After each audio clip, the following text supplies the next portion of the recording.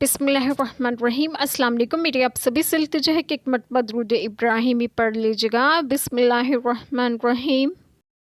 अल्लाहुम्मा सल्ली अला मुहम्मदिन व अला आलि मुहम्मदिन कमा सल्लैता अला इब्राहीम व अला आलि इब्राहीम इन्नका हमीदुम मजीद। अल्लाहुम्मा बारिक अला मुहम्मदिन व अला आलि मुहम्मदिन कमा बारकता अला इब्राहीम व अला आलि इब्राहीम इन्नका हमीदुम मजीद। बिस्मिल्लाहिर्रहमानिर्रहीम।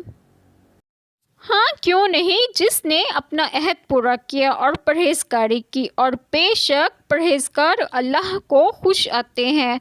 वो जो अल्लाह के अहद और अपनी कसमों के बदले जलील दाम लेते हैं, आखिरत में इनका कुछ हिस्सा नहीं, और अल्लाह ना इनसे बात करे, ना इनकी तरफ नज़र फरमाए क़यामत के दिन, और ना इन्हें पाक करे, और इनके लिए दर्दनाक अजाब है।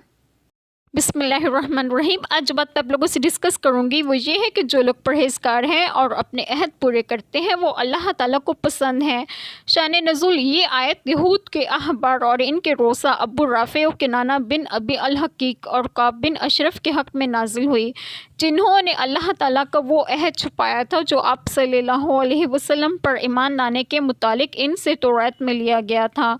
इन्होंने इसको बदल दिया और बजाय इसके अपने हाथों से कुछ का कुछ लिख दिया और झूठी कसम खाए कि ये अल्लाह ताला की तरफ से है, और ये सब कुछ उन्होंने अपनी जमात के जाहिलों से रिश्वतें और ज़र हासिल करने के लिए किया।